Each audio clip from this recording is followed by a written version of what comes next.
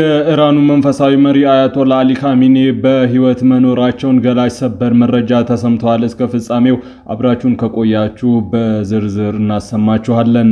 የጅማ ዞን ፖሊስ አዛዥን ጨምሮ በርካታ አመራሮችና የጸጥታ ኃላፊዎች በህገወጥ የነዳጅ ዝውውር ተጠርጥረው በቁጥጥር ስር ውለዋል። ተጨማሪ ዘገባው በቆይታችን ይቀርባል። የወልቃይት ጠገዴ ሰቲት ሁመራ ዞን ህገወጥ በመሆኑ በቅርቡ ይፈርሳል ሲሉ የመስኖና ቆላማ አካባቢዎች ሚኒስትር አብርሃም በላይ ተናግረዋል። ዝርዝሩ በቆይታችን ይቀርባል። ዓለም አቀፉ የነዳጅ ገበያ ቀውስ እየተባባሰ በመምጣቱ ኢትዮጵያ ወደ ኤሌክትሪክ ትራንስፖርት የሚደረገውን ሽግግር እንድታፋጥን ተጠይቋል። ውድ ቤተሰቦቻችን በዛሬው ቆይታችን እነዚህንና ሌሎችንም ሀገር አቀፍ ቀጠናዊና ዓለም አቀፍ መረጃዎችን በዝርዝር ወደ እናንተ እናቀርባለን። ለቤቱ አዲስ የሆናችሁ ሰብስክራይብ በማድረግ የደወል ምልክቷን በማብራት የቤቱ አባል ትሆኑ ዘንድ በታላቅ ትህትና እንጋብዛለን። በቅድሚያም የዕለቱን የቢዝነስ ዘገባዎች አስቀድመን ወደ ዝርዝር ዘገባዎች እናልፋለን።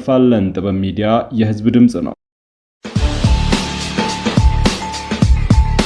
ዛሬ በኢትዮጵያ ንግድ ባንክ አንድ የአሜሪካን ዶላር 153 ብር ተገዝቶ 156 ብር ይሸጣል። ፓውንድ ስተርሊንግ 199 ብር ተገዝቶ 202 ብር ከ9 ሳንቲም የሚሸጥ ሲሆን የአውሮፓ ዩሮ 175 ብር ከ1 ሳንቲም ተገዝቶ 176 ብር ከ6 ሳንቲም እየተሸጠ ነው።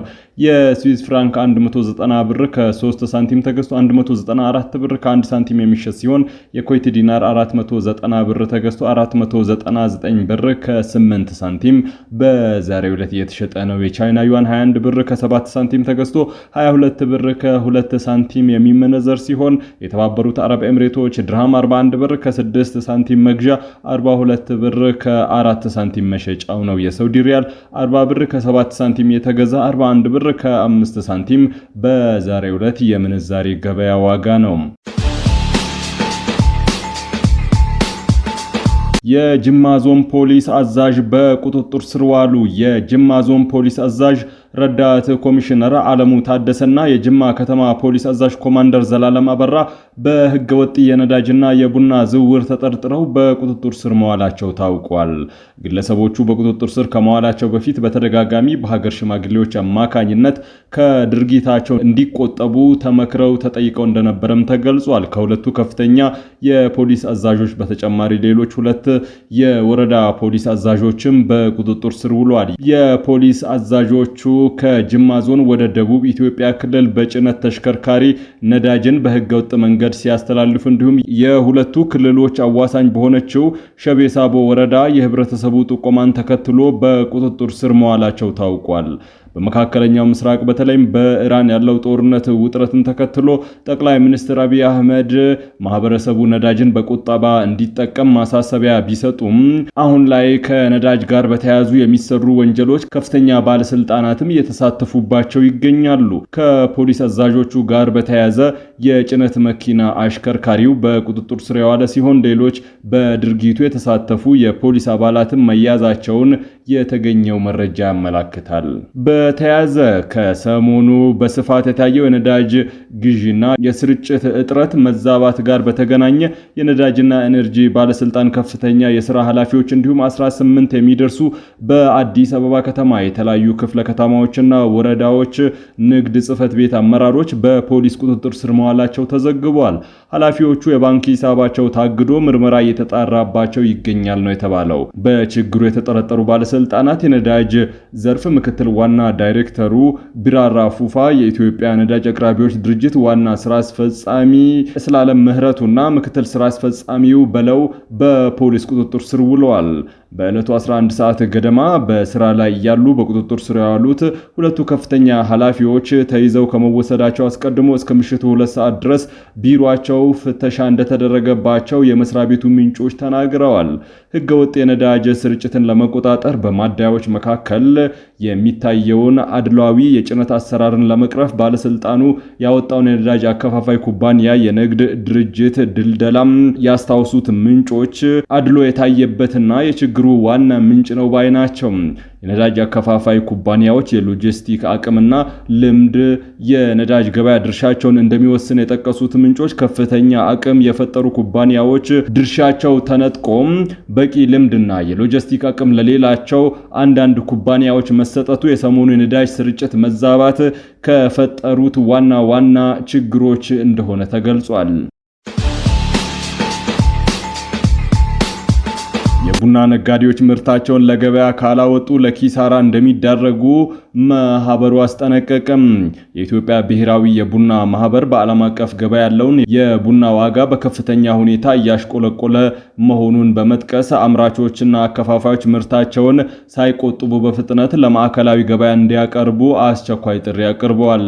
በመጋዘን ውስጥ ምርቱን አፍኖ ማቆየት አሁን ካለው የገበያ መውረድ አንጻር ሲታይ ለከፋ የገንዘብ ኪሳራ እንደሚያደርስ ያስጠነቀቀው ማህበሩ ድርጊቱ ከኢኮኖሚያዊ ጉዳት ባሻገር በሕግም ተጠያቂ ሊያደርግ የሚችል መሆኑን አጥብቆ አሳስቧል።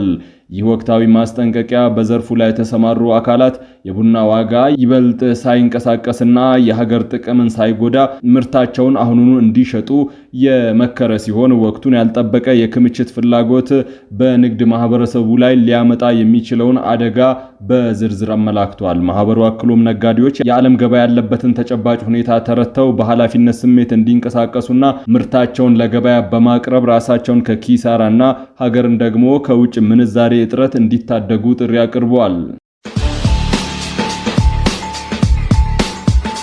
የወልቃይት ጠገዴ አስተዳደር ህገወጥ ስለሆነ በቅርቡ ይፈርሳል ሲሉ ዶክተር አብርሃም በላይ ተናገሩ። የመስኖና ቆላማ አካባቢዎች ሚኒስትሩ ዶክተር አብርሃም በላይ ከሱዳን ተመልምለው በዲዲአር ፕሮግራም ትጥቅ ለመፍታት ከተስማሙና የተሃድሶ ስልጠና እየወሰዱ ካሉ የቀድሞ አርሚ 70 አባላት ጋር ውይይት አድርገዋል። ሚኒስትሩ ከእነዚህ ታጣቂዎች ጋር ባደረጉት ውይይት በወልቃይትና በህወሓት የፖለቲካ አካሄድና በቀጣይ አካባቢው አስተዳደር ዙሪያ ጠንካራ መልእክቶችን አስተላልፈዋል። አብርሃም በንግግራቸው የወልቃይት ማህበረሰብ የራሱን ማንነትና አስተዳደር የመወሰን ሙሉ መብት እንዳለው ገልጸው አማራ ነኝ ቢል መብቱ ነው፣ ትግሬ ነኝ ቢልም መብቱ ነው፣ በፍጹም ተቀባይነት የሌለው ሀገር እንበትናለን የሚለው ሐሳብ ብቻ ነው ብለዋል። አክሎም የአካባቢው ማህበረሰብ የጽንፈኛውን የህወሓት ፖለቲካ አካሄድ እንደማይፈልግና ህወሓት አካባቢውን ተመልሶ እንዲያስተዳድር እንደማይፈቅድ በመግለጽ ተናግረዋል። ህወሓት አካባቢውን ማስተዳደር ከፈለገ በምርጫ ተወዳድሮ ማሸነፍ እንዳለበትም ገልጸዋል። ከሰሞኑ አካባቢውን በኃይል ለመቆጣጠር የተደረጉ ሙከራዎችን በማስታወስም ህወሓትም ሆነ የትግራይ ታጣቂ ቲዲኤፍ በምንም አይነት ሁኔታ በትጥቅ ኃይልና ህገወጥ መንገድ ወደ አካባቢው እንደማይገቡ አረጋግጠዋል። ማንም ሰው በራሱ ውሳኔ ቆርጦ የወሰደው መሬት የለም ያሉት ሚኒስትሩ አካባቢው በፕሪቶሪያ ሰላም ስምምነት መሰረትም አከራካሪ ተብሎ የተቀመጠ እንጂ በአንድ ወገን ተወስዶ ያበቃለት ጉዳይ አይደለም ሲሉ ተናግረዋል። አሁን በወልቃይት ያለው አስተዳደር ህገወጥ በመሆኑ መፍረስ እንዳለበት ሚኒስቴሩ ጠቁሟል። ማንም ይሁን ማን በጉልበት ወይም በህገወጥ መንገድ አካባቢውን ማስተዳደር አይችሉም ያሉት ዶክተር አብርሃም አሁን ያሉት አስተዳደሮች ፈርሰው ህዝቡ ራሱ በመረጣቸው ህጋዊና ህገ መንግስታዊ አስተዳደሮች መተካት አለባቸውም ብለዋል። ይህ ሂደት ተግባራዊ የሚሆነው ተፈናቃዩ ማህበረሰብ ከክረምት በፊት ወደ ቀየው ከተመለሰ በኋላ በፕሪቶሪያ ሰላም ስምምነት መሰረት ነፃ ምርጫ ተካሂዶ ህዝቡ የራሱን ቀበሌና የወረዳ መሪዎች ሲመርጥ ብቻ መሆኑን በማስገንዘብ ንግግራቸውን አጠናቀዋል። በዓለም አቀፍ የነዳጅ ዋጋ ቀውስ እየተባባሰ በመምጣቱ ኢትዮጵያ ወደ ኤሌክትሪክ ትራንስፖርት የሚደረገውን ሽግግር እንድታፋጥን ጥሪ ቀረበ። በመካከለኛው ምስራቅ እየተከሰተ ያለው ቀውስ በነዳጅ አቅርቦት እያደረሰ ያለውን ጫና ተከትሎ የኢትዮጵያ ትራንስፖርትና ሎጂስቲክ ሚኒስቴር ወደ ኤሌክትሪክና የተፈጥሮ ጋዝ ኃይል የሚደረገው የትራንስፖርት ሽግግር እንዲፋጠን ጥሪ አቅርቧል። ሚኒስትሩ መጋቢት 8 ቀን 2018 ባወጣው መግለጫ ሀገሪቱ ከውጭ በሚገባ ነዳጅ ላይ ያላትን ጥገኝነት መቀነስና አማራጭ የኃይል አጠቃቀምን ማሳደግ እንዳለባትም ገልጿል። የጠቅላይ ሚኒስትር አብይ አህመድ አስተዳደር ያስተዋወቀውን የኤሌክትሪክ ተሽከርካሪ ፖሊሲ ብልህ አርቆ አሳቢ ውሳኔ ነው ሲል የገለጸው መግለጫው ይህም ኢኮኖሚው ከዓለም አቀፍ ድንገተኛ ተጽዕኖዎች እንዲጠበቅ እየረዳው መሆኑን ገልጸዋል። ይህ ጥሪ የቀረበው ጠቅላይ ሚኒስትሩ የነዳጅ አቅርቦት መስተጓጎልን በመጥቀስ ኢትዮጵያውያን አጠቃቀማቸውን እንዲገድቡ ካሳሰቡ ከአንድ ቀናት በኋላ ነው። ሚኒስትሩ የጠቅላይ ሚኒስትሩን ስጋቶችን በማጠናከር በዓለም አቀፍ ደረጃም የነዳጅ ገበያ ላይ ያለው አለመረጋጋት እንደ ኢትዮጵያ ባሉ ነዳጅ አስመጪ ሀገራት ላይ የሚፈጥረው ስጋት እየጨመረ መሆኑን አስታውቀው ወደ ኤሌክትሪክ ትራንስፖርት የሚደረገውን ሽግግር ማፋጠን የተቀናጀ ብሔራዊ ምላሽ እንደሚያስፈልግም ገልጿል። አሜሪካና እስራኤል በኢራን ላይ ጥቃት መሰንዘር ከጀመሩ ሳምንታት መቆጠራቸውን ተከትሎ የሀገሪቱ ከፍተኛ መሪ አያቶላ አሊ ካሚኒ በህይወት መኖር አለመኖራቸው ዙሪያ የሚናፈሱ መረጃዎች የዓለምን ትኩረት በከፍተኛ ሁኔታ ስበዋል። ምንም እንኳን የተወሰኑ የኢራን ባለስልጣናት የመሪውን መገደል ማረጋገጣቸውን ቢናገሩም እስካሁን ድረስ ግልጽ የሆነ መረጃ አለመኖሩ፣ የቀብር ስነ ስርዓታቸውም አለመፈጸሙ ጉዳዩን ይበልጥ አነጋጋሪ አድርጎታል። ባለፉት ጥቂት ቀናት ውስጥ የወጡ መረጃዎች እንደሚያመላክቱት በአያቶላ አሊ ካሚኒ ያነጣጠረ ጥቃት መፈጸሙን ተከትሎ መሪው ህይወታቸው ማለፉ ተገልጾ ነበር።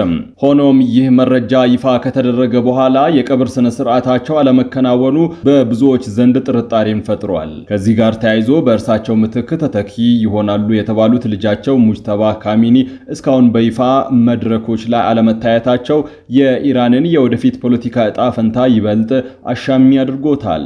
በሌላ በኩል አያቶላ አሊ ካሚኒ አልሞቱም የሚሉ መረጃዎች በስፋት እየተሰራጩ ይገኛሉ።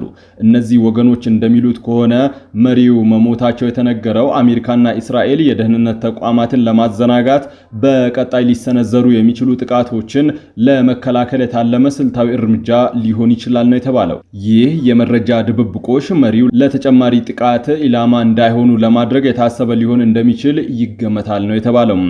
ምንም እንኳን መሪው ተገድሏል የሚለው ወሬ በከፍተኛ ሁኔታ ቢናፈስም የኢራን መንግስትም ሆነ ዋይት ሃውስ እንዲሁም የእስራኤል ባለስልጣናት እስካሁን ድረስ ጉዳዩን የሚያረጋግጥም ሆነ የሚያስተባብል ይፋዊ ተጨባጭ መረጃ ማውጣት አልቻሉም። ይህ ዝምታ በተለይም በኢራን ወታደራዊ አመራሮችና በህዝቡ ዘንድ ከፍተኛ ውጥረትና መደናገርን ፈጥሯል ነው የተባለው። በአሁኑ ሰዓት በኢራንና በምዕራባውያን ኃይሎች መካከል ያለው ጦርነት ሁኔታ ተባብሶ በቀጠለበት በዚህ ወቅት የአያቶላ አሊ ካሚኒ የደህንነት ጉዳይ የክልሉን ጂኦፖለቲካዊ ሁኔታ ሊቀይር የሚችል ትልቅ አጀንዳ ሆኗል። ሙጅተባ ካሚኒ በይፋ ስልጣን ተረክበው አለመታየታቸው የሀገሪቱን አመራር ክፍተት ሊያሳይ ይችላልም ተብሎ ተሰግቷል። በመሆኑም የአያቶላ አሊ ካሚኒ ሁኔታም አሁንም ድረስ በሚስጥር የተያዘ ሲሆን ከኢራን መንግስት በኩል የሚሰጥ ይፋዊ መግለጫ ወይም ሙጅተባ ካሚኒ በይፋ በቴሌቪዥን ቀርበው የሚሰጡት ማረጋገጫ ብቻ ለነገሩ እልባት ሊሰጥ እንደሚችል ይጠበቃል። ውድ ቤተሰቦቻችን ለሰዓቱ የመራረጥናቸው ዘገባዎች በዚህ አበቁ። ከኛ ጋር በመሆን መረጃን ከጥበብ ስለተከታተላችሁ ከልብ እናመሰግናለን። ለቤቱ አዲስ የሆናችሁ ሰብስክራይብ በማድረግ የደወል ምልክቷን በማብራት የቤቱ አባል ትሆኑ ዘንድ በታላቅ ትህትና ጋብዘን ተሰናበትን። ሰላም።